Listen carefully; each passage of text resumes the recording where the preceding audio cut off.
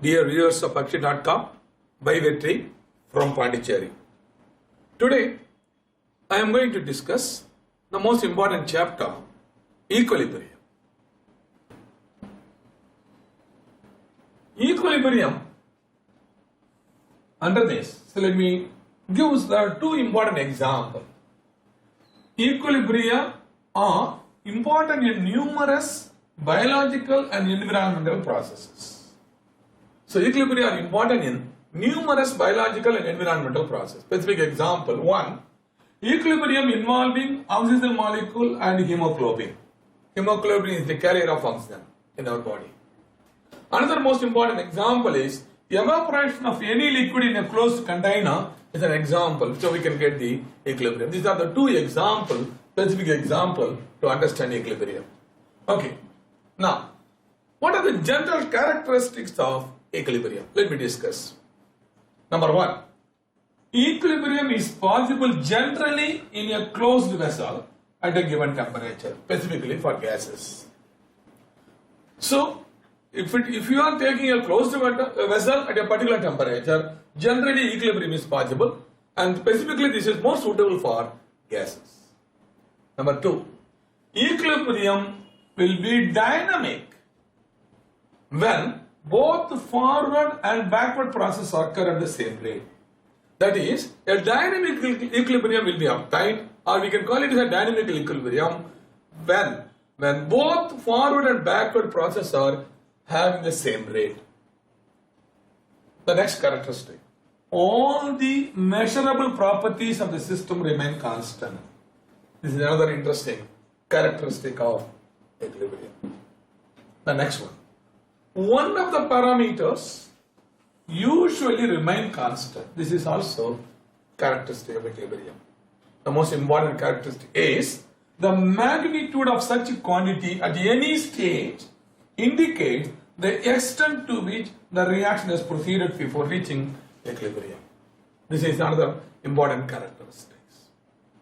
So, I have one specific example and characteristic of equilibrium. Right.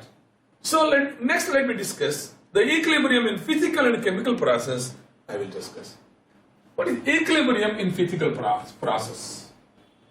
So, solid and liquid are in equilibrium. This is a physical process. Solid and liquid are in equilibrium, physical process. Specific example, ice and water. So, when ice is formed on water, there will be always an equilibrium, which is a physical process. That is between solid and liquid. The second important physical process is liquid and gas. A specific example, soda water. Water and water vapor is another example. We can have the, again, equilibrium in physical process. The third one is equilibrium between solid and gas. Specific example, iodine in a closed vessel. Take a jar, close the jar and put some crystals of iodine. You can see iodine crystals and vapor. So, solid and gas will be in equilibrium. So, these three examples are coming under the equilibrium in physical process. Let me go for next. Equilibrium in chemical process. Here, in chemical process, both forward and backward reaction occurs. Here process occurs both in forward and backward direction. At the equilibrium, the rate of forward and the rate of backward process become equal. Whenever rate of forward and backward reaction is equal, we'll call it as a dynamic equilibrium. So dynamic equilibrium is one where the rate of forward and backward will be same, will be equal. So this is the most important regarding for chemical equilibrium. Okay. Now I am going to discuss here the equilibrium in two headings. One is chemical equilibrium involving molecules. Another is ionic equilibrium involving ion. I am going to discuss. First, let me discuss chemical equilibrium. What is chemical equilibrium? A chemical equilibrium is one where the rate of forward reaction is equal to the rate of backward reaction in a reversible reaction. Kindly follow. Let me repeat again. Chemical equilibrium is one where the rate of forward reaction is equal to rate of backward reaction in a reversible reaction. So when you say reversible means you must know again irreversible. So let me explain that. So in order to understand this chemical equilibrium, just see this diagram. So here reaction velocity rate versus time is plotted, and this is indicating the curve for the forward reaction, this is indicating backward reaction. So with the increasing of time, backward reaction going on increasing, whereas forward reaction going on decreasing until a point is reached. It's called equilibrium point. So this is a very clear idea you can get regarding the chemical equilibrium. Okay. Now, chemical equilibrium I can classify into two types. One is homogeneous chemical equilibrium, another is heterogeneous chemical equilibrium. What will be homogeneous? That is, we know when you say phase, solid phase, liquid, gas. So when they are, suppose when we are conducting any reactions, reversible reactions, if all the reactants and product on the same phase, we will call it as homogeneous. If one or more will be different phases, we will call it as heterogeneous. Let me explain this suitable example.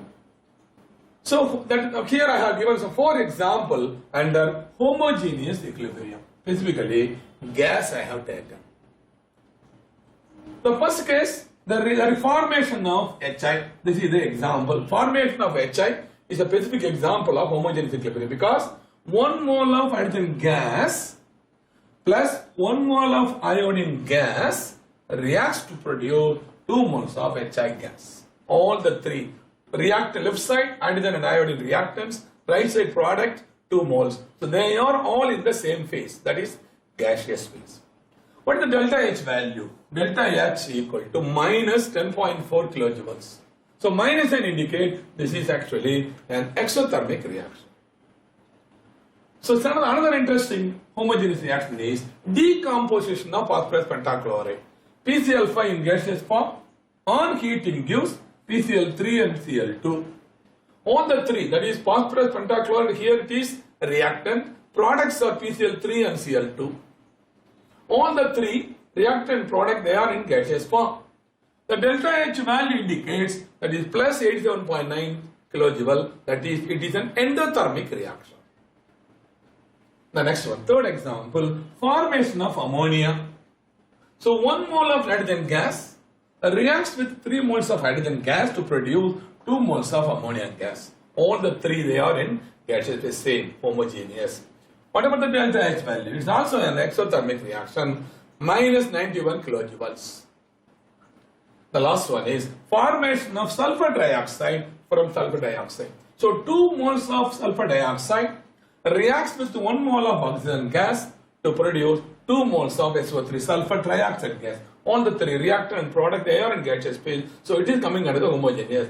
The delta H value minus 385 kilojoules, that is nothing but again exothermic. So except decomposition of the phosphorus pentachloride, remaining all the 3 they are exothermic. Only this decomposition of phosphorus pentachloride is an endothermic reaction. So kindly have in mind. So these are the specific example of homogeneous equilibrium. So kindly follow, whenever you say homogeneous, I have already pointed out, we have to assume that you should be in a closed container. That is the most important. So let me discuss next. Heterogeneous equilibrium. Heterogeneous equilibrium is one where, so 1 or 2 species will be in different phase. So for example, here I have given 2 examples. Now first case, decomposition of calcium carbonate. So the reactant is calcium carbonate. 1 mole of calcium carbonate on decomposition gives 1 mole of calcium oxide and 1 mole of carbon dioxide. Kindly follow. Calcium carbonate is a solid. Calcium oxide is a solid, whereas carbon dioxide is a gas. So 2 different phases. One is solid phase, another is gaseous phase. So it is heterogeneous, different. But still they are maintaining equilibrium is there because in a closed container. Another example, 3 moles of iron solid reacts with 4 moles of water liquid to produce 1 mole of Fe3O4 ferric oxide and solid and 4 moles of hydrogen gas. Again, this is solid, this is liquid, this is solid and this is gas. So they are different. So it is also coming under the heterogeneous equilibrium. The most important information is the double side arrow indicates equilibrium. If it is only one side arrow, it will be not equilibrium is there. It will be only one direction, the reaction will flow. This is the most important information you have to keep it in mind. Now let me go for the next part, the most important part, law of mass action. That is, or simply call it as equilibrium constant. So derivation of equilibrium constant. This is so the law of mass action will be helpful for this. Okay, let me discuss now. The scientist, famous scientist from Norwegian chemist, Gunasegaran and Bosch, so they have introduced the equilibrium constant concept. That is, the law of mass action was introduced by Gunasegaran, Bosch, and Norwegian chemists. They are. So what is this? According to law of mass action, at constant temperature, the rate of chemical reaction is directly proportional to the product of active mass of the reactants. Kind of follow. Let me repeat again. Law of mass action states that at constant temperature, the rate of a chemical reaction is directly proportional to the product of the active mass of the reactants. This is the famous law of mass action. From this law, we are going to derive equilibrium constant. So let me take not to apply this law of mass action. So let me take a specific example of general reaction. This is a general reaction. Small a,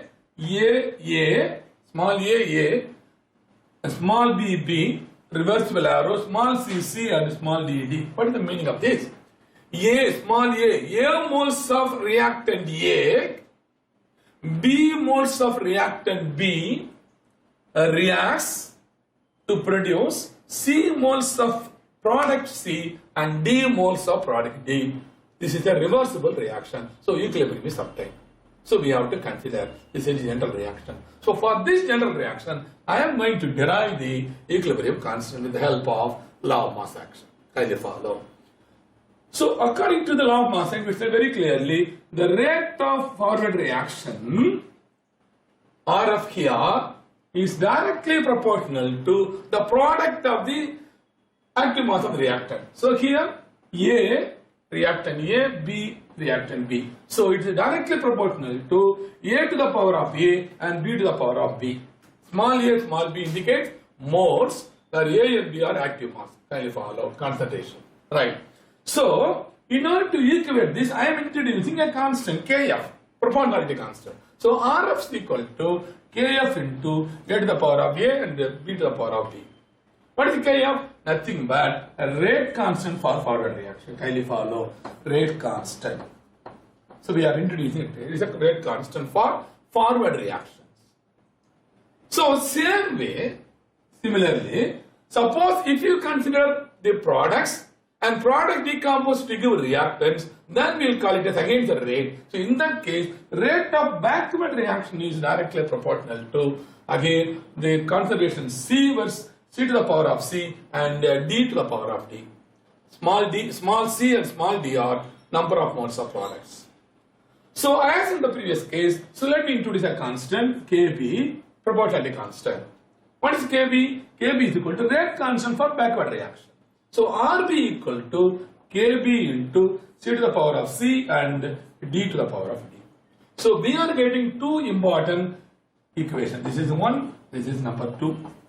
So one is rate of forward reaction, another is rate of backward reaction. According to law of mass action, these two are at equilibrium, these two are equal. So let me equate these two.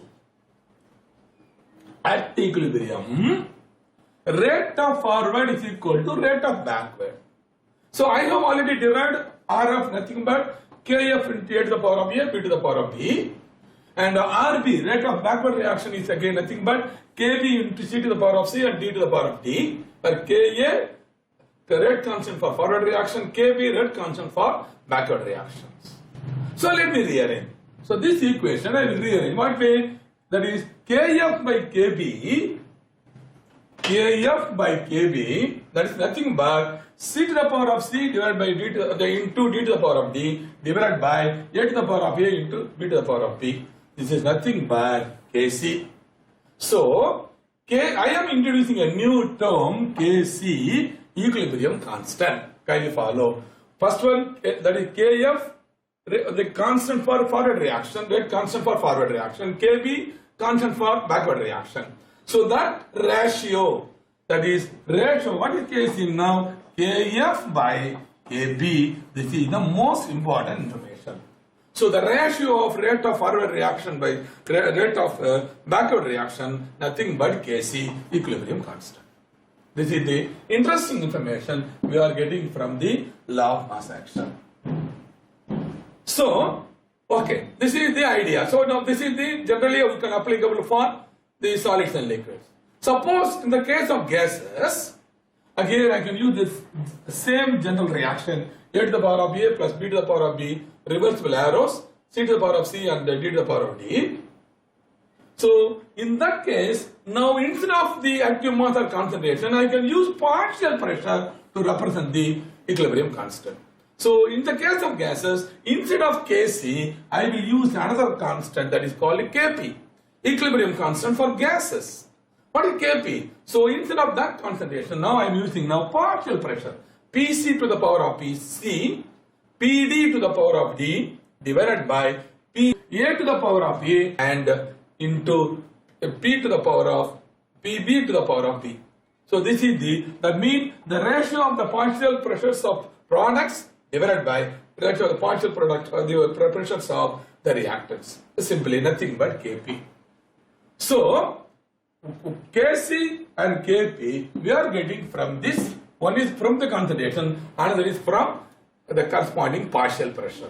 Now I am going to correlate. What is the relationship between Kp and Kc? Normally, competitively, question can be asked under this. What is the relation between Kp and Kc? There can be some 4 reactions and they will ask, in one among the following Kp equal to Kc. The other question will ask, Kp is greater than Kc. Another question will ask, Kp is lesser than Kc. So you must understand clearly that in order to that. Okay, let me explain that. Assuming it's an ideal gas, for an ideal gas, we know Pv equal to nRT. Under the gas law, we have derived Pv equal to nRT.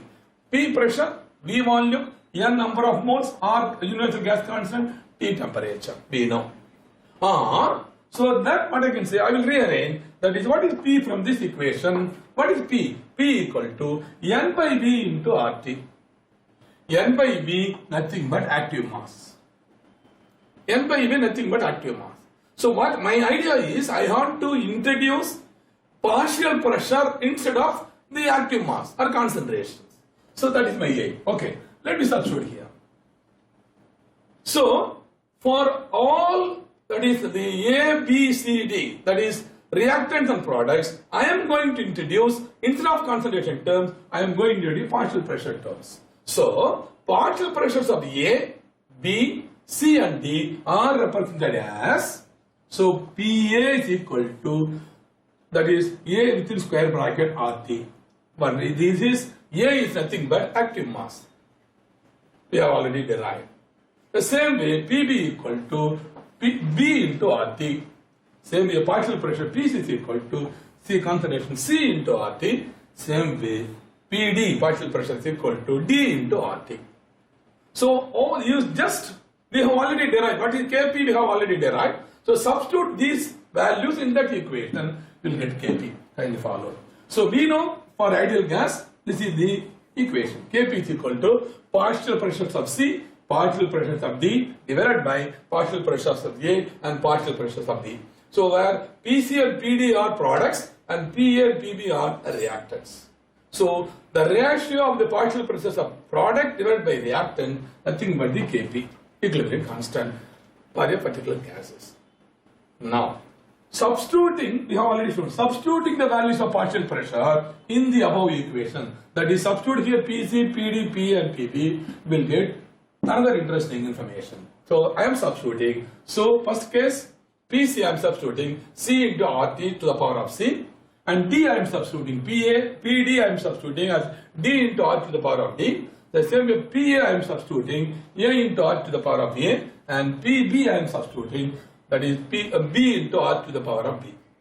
So what I can rearrange now? So this is nothing but I am rearranging C to the power of C, D to the power of D divided by A to the power of A and B to the power of B into, so here the RT at the top one, RT, this C plus D I am adding, and minus this A and B I am adding.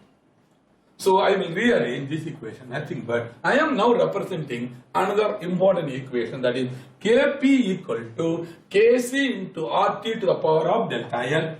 This is the most important equation, that is the relationship between Kp and C. Kp and Kc. Kc equilibrium constant, Kp also equilibrium constant, but Kc we are applying for solids and liquid, and Kp we can apply for gases. Kindly follow. So how we can correlate now? In that case, Kp is equal to Kc into, in the case of gases, Kp equal to Kc into RT to the power of delta N. What is delta N? Delta N nothing but the total number of moles of products minus total number of moles of reactants. Kindly follow. This is the most important. Kindly have it in mind. Delta N is equal to total number of moles of products minus total number of moles of reactants. And if you know the delta N value, now we can equate whether it is Kp equal to Kc or Kp is greater than Kc or Kp lesser than Kc, we can arrive. So this is the important relationship between Kp and Kc, equilibrium constants. Next one. So what I have defined so far is the general Kp and Kc. I have applied for a general reaction AA plus BB, reversible arrow Cc plus DD. Now, but I am going to apply for a specific example, specific application. So I am going to explain two specific examples I have given in our book. So first example is formation of HI. That is 1 mole of H2 gas reacts with 1 mole of iodine gas. The correspondingly produce 2 moles of HI gas. It is an exothermic reaction. Delta is equal to minus 10.4 kilojoules. Kindly follow product 2 moles. And reactant 1 plus 1, 2 mole, 2 minus 2, 0. So delta N equal to 0, or to 0, the correspondingly Kp equal to Kc. The interesting information here is whenever delta N equal to 0, Kp will be equal to Kc. This is the most important information, kindly keep it in mind. If delta N equal to 0, Kp equal to Kc. Question can be asked, one among the following reversible reaction, Kp equal to Kc, question can be asked. So in this specific example, formation of HI, Kp equal to Kc because delta N equal to 0. Now I will apply law of mass action in this specific example. I am going to derive Kc and Kp for this particular reaction. Kindly follow. So this is the reaction I am introducing here. That 1 mole of H2 gas plus 1 mole of iodine gas, reversible arrow 2 moles of HI. So in this right hand side, I am putting a table, H2 gas, I2 gas and HI gas. Right. So in order to derive Kc and Kp, I am putting this table column. Kindly follow me. What is the first step? Let me start with initial number of moles. So I am going to conduct formation of 2 moles of HI. So what I have to take? So I have taken 1 mole of H2 gas and 1 mole of iodine gas. Kindly follow. Right. So before starting the experiment, what is the initial number of moles? There will be 1 mole of H2 gas. There will be 1 mole of iodine gas, but there is no product formed, so it is 0.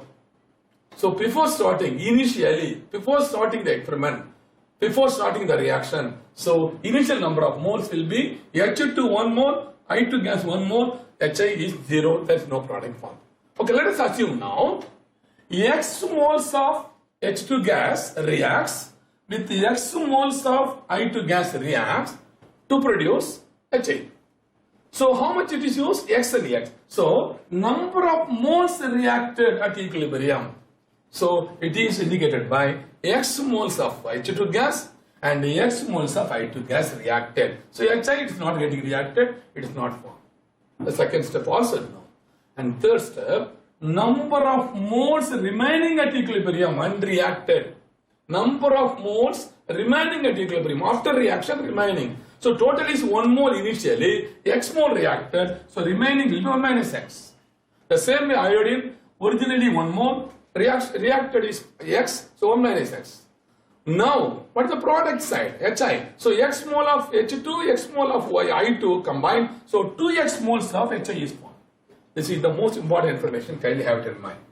So, number of moles remaining at equilibrium will be 1 minus X in the case of H2 gas, 1 minus X in the case of I2 gas, and in the case of HI gas formed, the product is 2X moles of HI gas is formed.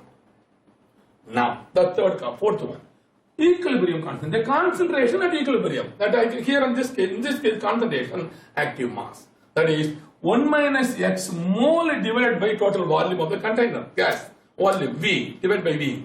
That will be the mass, active mass, same way 1 minus x by V, and again this will be 2x by V. So this is the actual concentration, active mass.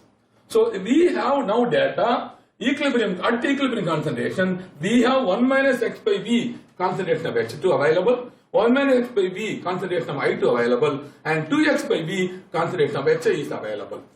So this is the interesting information. So with this data, I am going to now derive Kc. Can you follow me? Because I know I have already derived. This is K. What is Kc? The product HI, that is 2 moles of HI form. So HI whole square divided by H2 into I2. This is the equation. From the equation, I am getting the Kc, equilibrium constant. So now you substitute the value. What is HI? HI value it is given already in the previous 2x by V. So HI squared means 2x by V square. And H2 1 minus xv, I2 1 minus xv. So now we have to rearrange. What do we have to rearrange? That is 2x, that is 2x into 2x, that will be 4x square divided by V square. The top one is this will be, it will be top will be 4x squared by V square. And bottom will be 1 minus x into 1 minus x, that is divide 1 minus x by V into 1 minus x by V. So we have to multiply. So automatically, so I can rearrange like this. It will be V squared divided by 1 minus x into 1 minus x. This will be the real. So V square will be cancelled. 1 minus x into 1 minus x will get cancelled. So I can conclude this way. So this is the value. Kc is equal to 4x squared by V squared into V squared by 1 minus x whole square.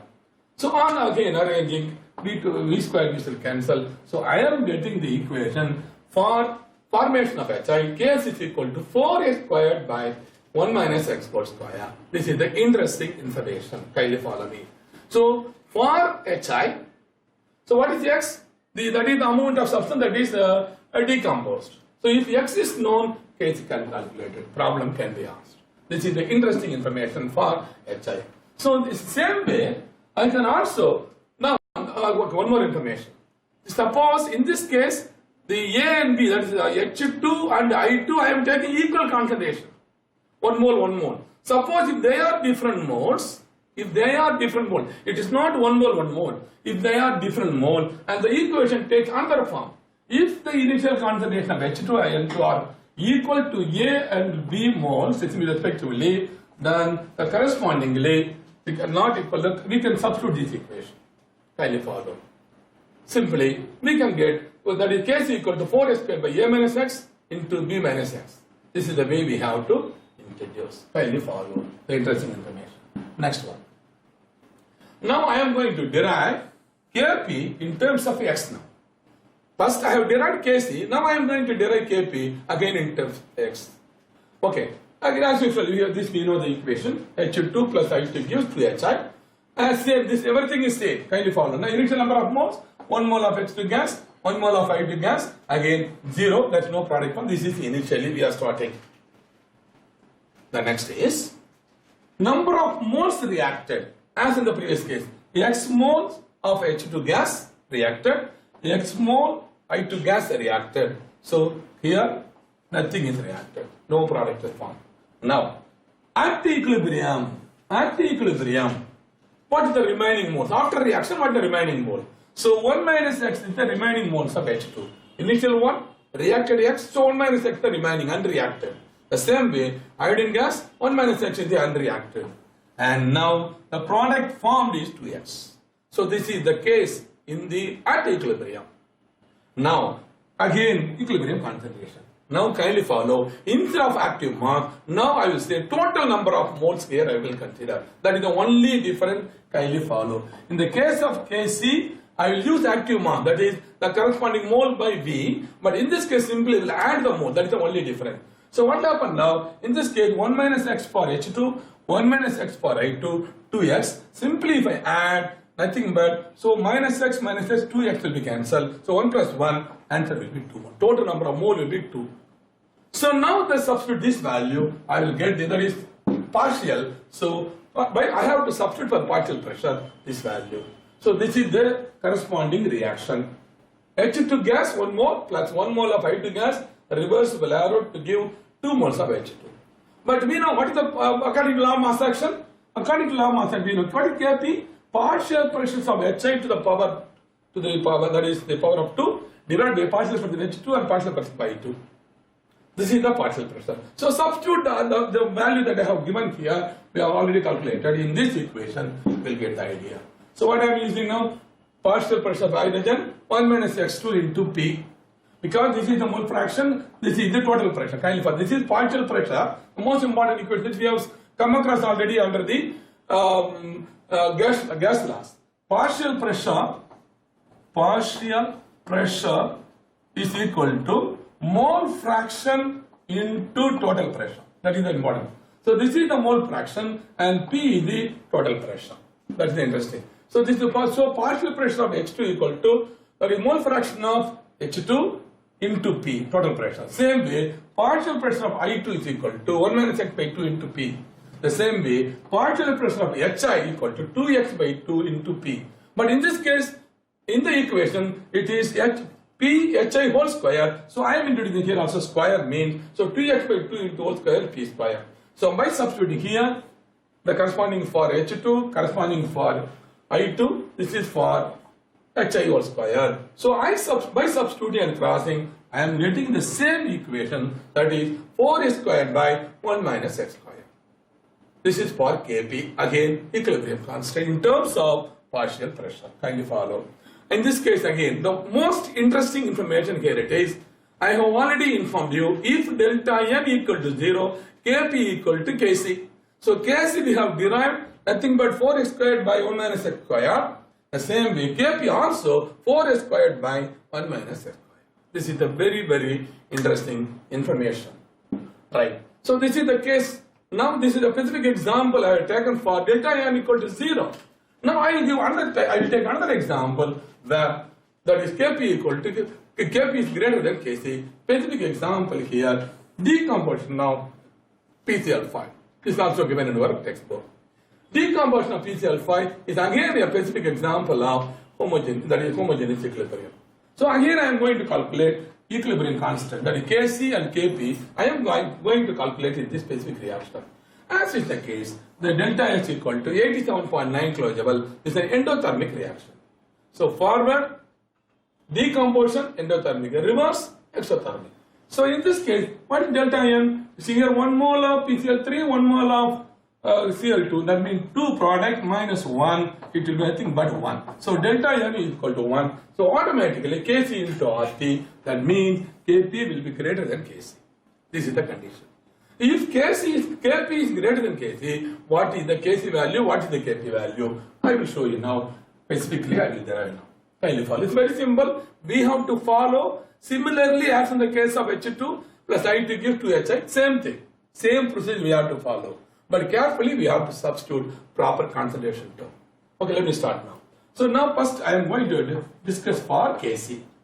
How to derive Kc in the case of decomposition of PCl5.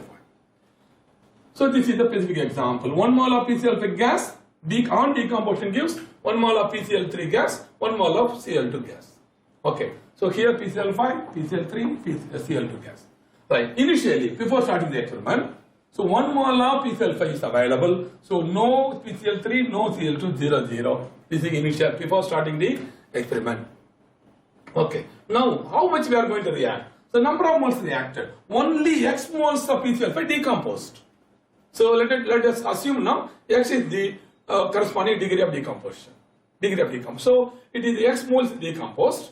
So there is no PCl3, there is no Cl2. So nothing is there. It is 0, 0. Now, what is the number of moles remaining at equilibrium? Because initially is 1. So it will be 1 minus X. So PCl5, unreacted PCl5 will be 1 minus X. PCl3 now, X moles. That is corresponding to the X is the again chlorine. Is to come from the PCl5. So this is the number of moles at equilibrium. So at the equilibrium, PCl5 will be 1 minus X, PCl3 X, Cl2 gas X. Okay. Now what is the equilibrium concentration? Kindly follow. In this case, active mass I am going to use. So 1 minus X by V, it is nothing but active mass. Same way X by V, active mass for PCl3, X by V active mass for Cl2. So applying law of mass action, these terms I have to introduce and I have to derive the Kc. Kindly follow. So I know, according to law of mass action for the particular above reaction, so Kc equal to product of PCl3 into Cl2 divided by PCl5. So for PCl3 substitute X by V, Cl2 substitute X by V, and PCl5 I can substitute 1 minus X by V.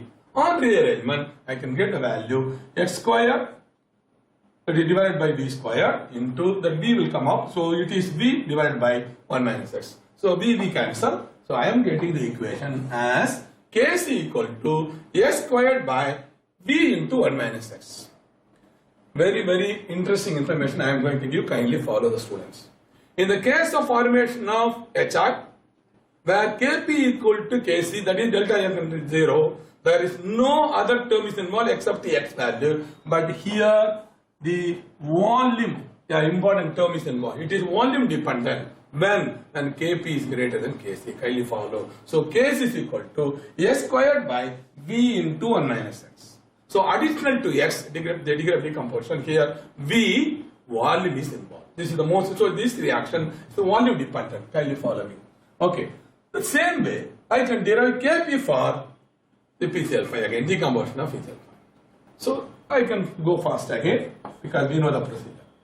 So specific example. So decomposition of PCl5 give PCl3 and Cl2 as usual PCl5, PCl3 and Cl2 gas. All is homogeneous. So initial as usual 1 mole 0 0. Number of moles reacted, X moles of PCl5 decomposes, so no PCl3, there is no Cl2. And the number of moles remaining at equilibrium, remaining means unreacted. 1 minus X for PCl5, X is PCl3 and X Cl2. It is formed from PCl5 on decomposition. Now, equilibrium concentration. Kindly follow. Here it is nothing but total number of moles remaining. So 1 minus X plus X plus X. So let me cancel minus X plus X. So 1 plus X will be the total number of moles. So 1 minus X will be the total number of moles. Because I have to go calculate for the mole fraction. So moles divided by total moles will give the mole fraction. So I can substitute this value to derive Kp. So this is our required reaction. PCl5 gas, reversible arrow, PCl3 gas plus Cl2 gas. Kindly follow.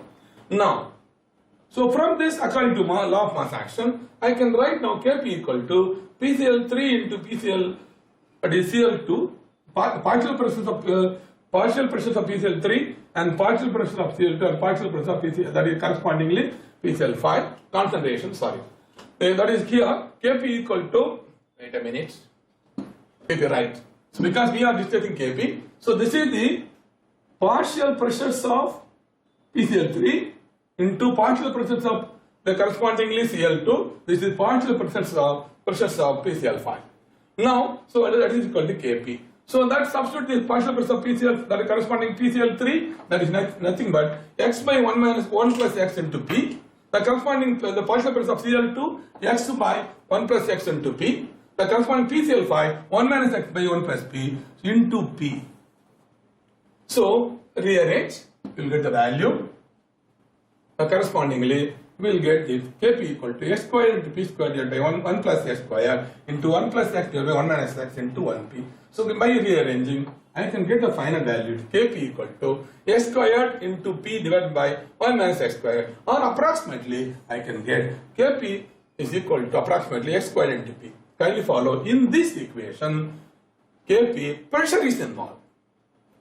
In the case of Kc, volume is involved at a constant volume. This is pressure. Here in this case, Kp, pressure is involved. So Kp equal to S squared into P 1 minus S squared. So this is pressure dependent. So this is the most important information.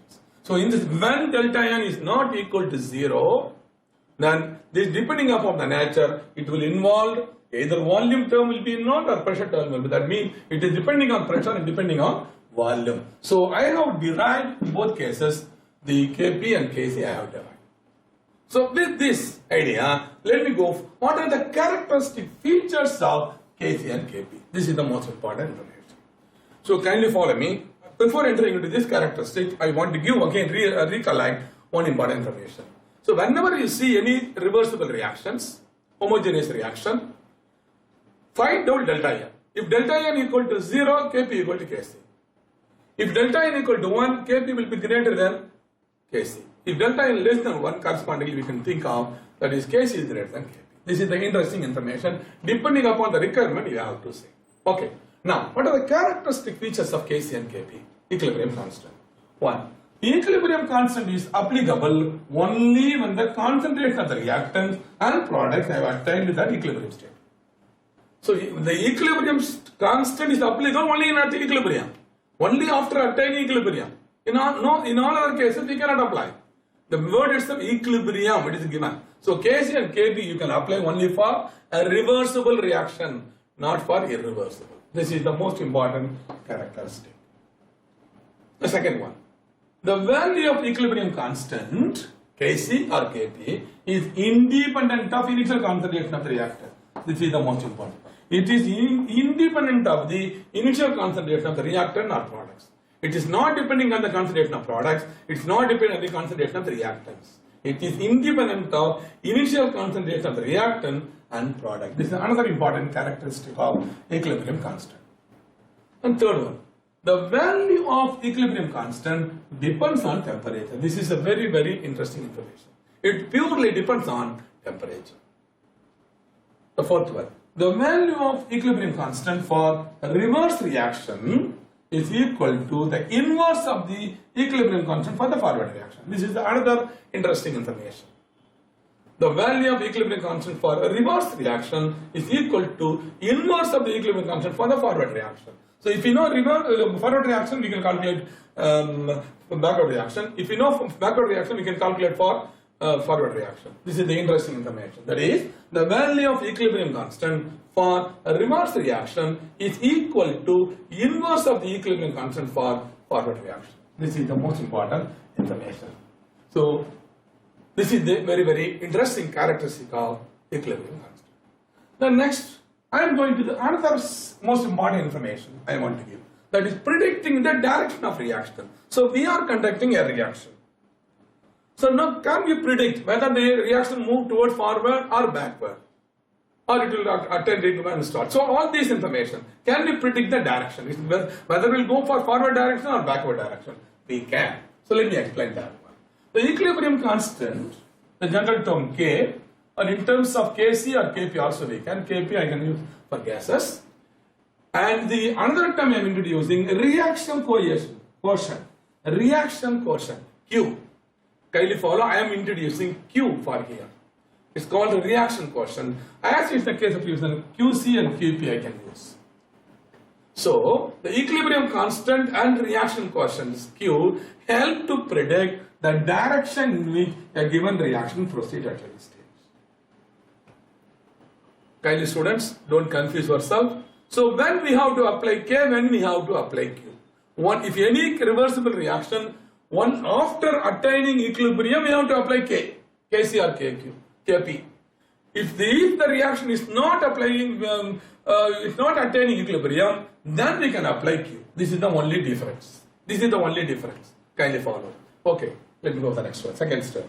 The reaction quotient is defined in the same way as equilibrium constant. Kindly follow. How to define? How to Q can be defined? It can be defined as K.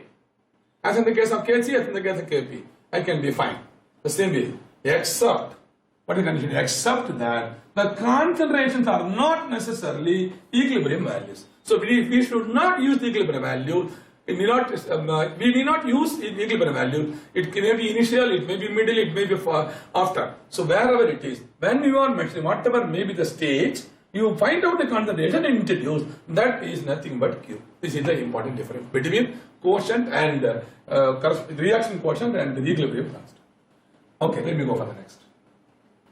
Suppose, now I am going to apply again same, the general reaction is A moles of A plus B moles of B reacts to give C moles of C and D moles of D. It's again as usual, double arrow indicates a reversible reaction.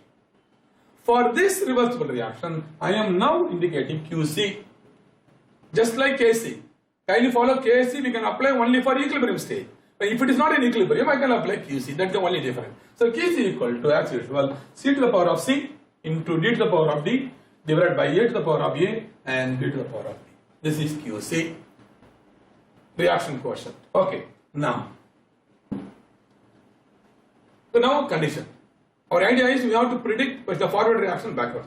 If QC is greater than KC, if QC is greater than KC, the reaction will proceed in the direction of reactants. The reaction will proceed in the direction of reactant means it is the reverse direction. Kindly follow. This is the important information. So we are now predicting the direction of the reaction. If QC is greater than KC, the reaction will be towards reactants. That is, reaction will be reverse. Instead of forward, reaction will be backward. Second important. If QC is less than KC, the reaction will proceed in the direction of products. Direction of products mean nothing but forward direction. Very, very interesting information. So, this is the interesting information.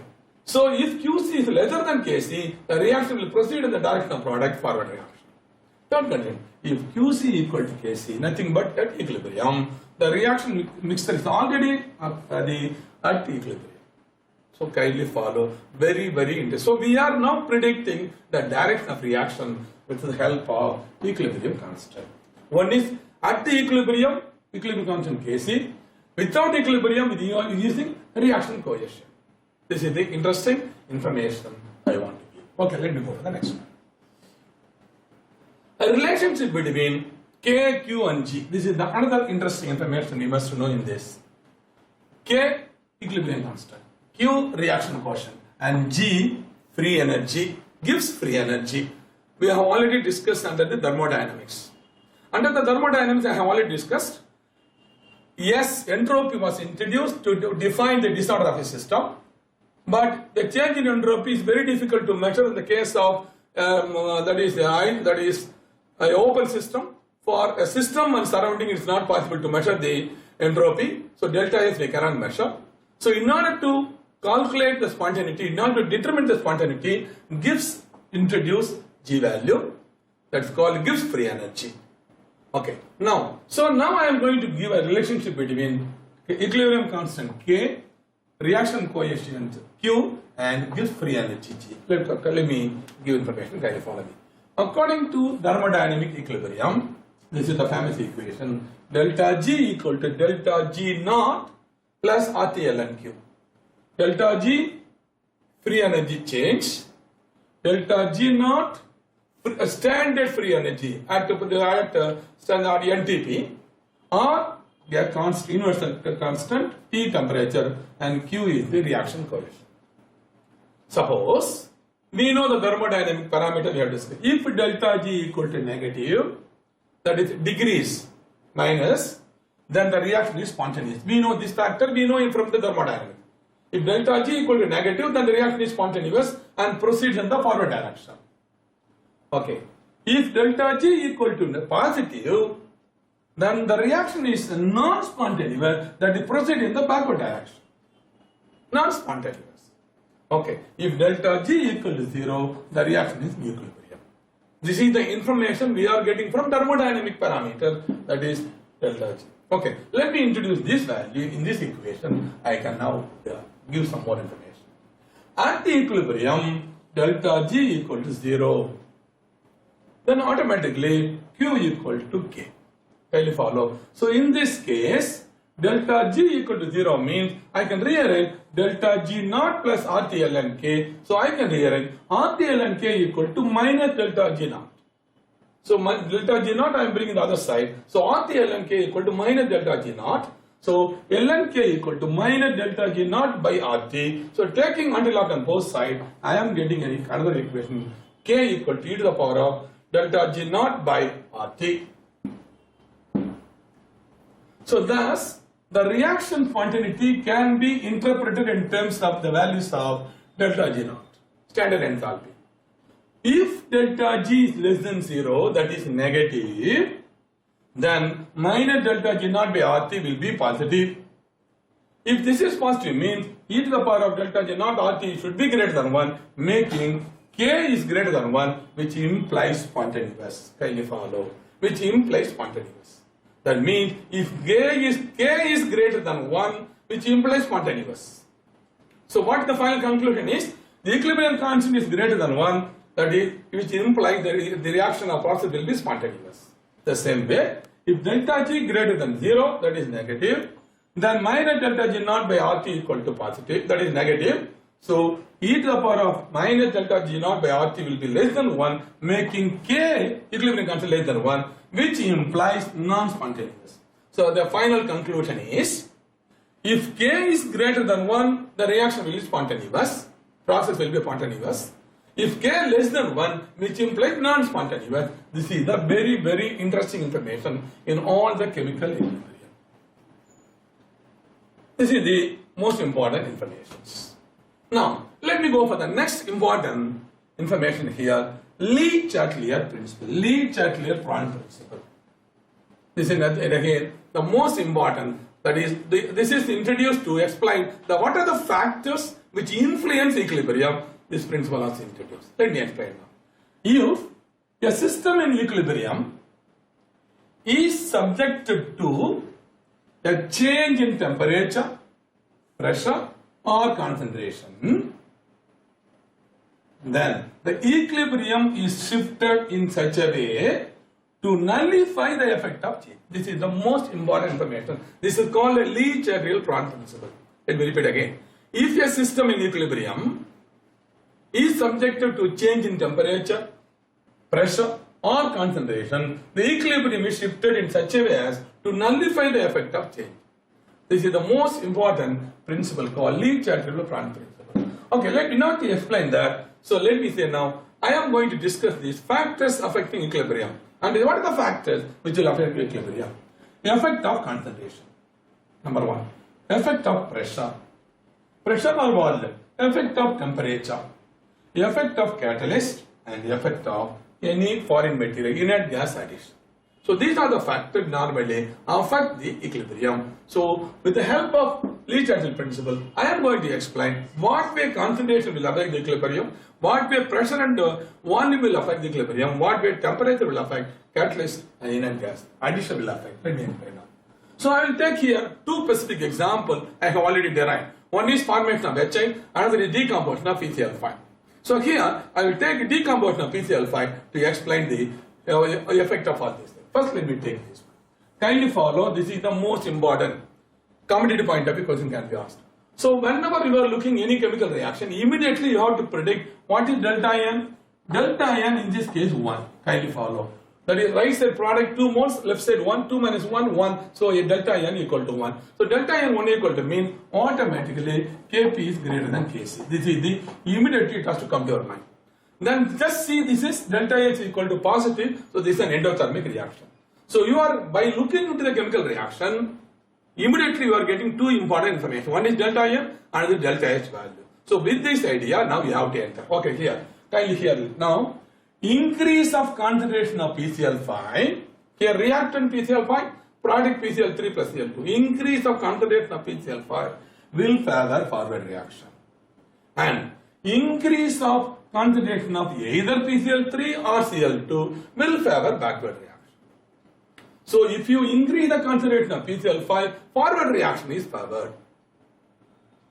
Because we know from the equation Kc that is equal to the product divided by the PCl5. Automatically, in that case, if you increase the concentration of PCl3 or Cl2, automatically the backward reaction will be more favored. This is the very, very interesting information. That means addition of either reactant or product will affect the equilibrium. This is the conclusion. Okay, let me go for the next one. Effect of pressure. This is the most important. Students, kindly listen me. So when we are discussing about the pressure, you have to keep in mind the volume also, because pressure we cannot read from the stoichiometry, but volume we can, because in terms of mole, volume we can assume. So in this case, 1 mole of PCl5 decomposed to give 1 mole of PCl3 gas and 1 mole of Cl2 gas. That means right side, this is 1 volume, this is 1 volume. So right side 2 volume, left side 1 volume. This is you have to keep it in mind. So delta H positive, delta En we know it is 1. So this information. Okay, let me start now. Here one volume of reactant produces 2 volumes of product. This is the most important information in terms of volume. Even though we are discussing under the pressure, we have to keep volume in mind. Okay, with this idea, let me discuss now. So again, look at this equation. So thus, increase of pressure, suppose in this reaction we are increasing pressure. Suppose when we increase pressure, will favor decrease of volume among the gases. So volume decreases. Kindly follow. Volume in which direction decreases? Left side is lower volume, right side is higher, because this is 1 volume, this is 2 volume. So whenever we increase pressure, increase the pressure will favor decrease of volume, and hence the reaction proceeds to left as there is decrease in volume. So it will be reverse. Kindly follow. So when pressure increases, backward reaction. Right. So thus the high pressure favors the formation of PCl5 and low pressure favors the decomposition of PCl5. Very, very interesting information. Kindly follow. Pressure depends. When I was deriving the Kp, it is involved pressure terms and volume terms. So it depends on pressure and volume. This is again, we are getting a very clear idea. The next one. Effect of temperature. So PCl5, again this is the chemical equations, delta H. So let me, what be the temperature? Kindly follow, delta H equal to positive. Positive means endothermic. Endothermic, that means forward reaction endothermic, automatically backward reaction will be exothermic. Let me see. In the reversible reaction, in this reversible reaction, forward reaction is endothermic. It's given already data given. Delta is equal to plus positive value. And the backward reaction is exothermic. It is very clear. Right. Now what about temperature? Therefore, increase of temperature, whenever temperature increases, will favor endothermic reaction, that is forward. So increase of temperature will favor the endothermic forward reaction, decrease of temperature will favor the backward reaction. So it is temperature dependent. Very, very clear idea. The next one, effect of catalyst. Under the effect of catalyst, let me explain. What they call a catalyst affects both forward and backward reactions to the same extent.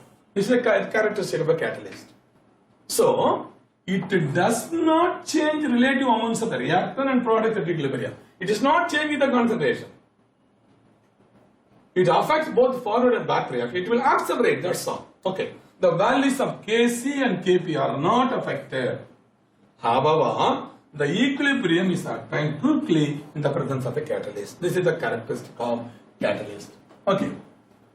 Now, so this is the interesting information regarding a catalyst. Next, let me go for the effect of inert gas addition. If you add externally during the reaction, any inert gas we add, what will happen? That is the effect. Okay, let me discuss now. When a small quantity of inert gas is added in the reaction, the equilibrium remains undisturbed if it does not take part in the reaction. It is because the addition of an inert gas at a constant volume does not change the partial pressures or a molar concentration of the substance involved in the reaction. This is the interesting information. So this is the effect of inert gas. Now, let me go over one more example. The second example also I want to discuss. This is the formation of HI. Kindly follow. Since I have already discussed in PCl5 in NF, so I will go little fast in this case. What way concentration will affect? So this is the formation of HI. 1 mole of H2, 1 mole of I2 give 2 moles of HI. So at the equilibrium concentration, the reaction mixture contains both the reactant and product molecule, that is H2, I2, HA molecules. Okay. So what will happen in this concentration? So according to Lewis-Point principle, addition of H2 and I2 favor forward reaction and addition of HI favor backward reaction, as usual in the case of PCl5. So here the system consists of reactants and products in gaseous state. So the total number of moles of products is equal to total number of moles of reactants. Hence, increase of pressure or decrease of pressure will not affect the equilibrium. We have already discussed. So under the pressure, so increase of pressure or decrease of pressure, or increase of volume or decrease of pressure will not affect the system. Kindly follow, not only for this system. Wherever delta N equal to 0, you can apply this formula.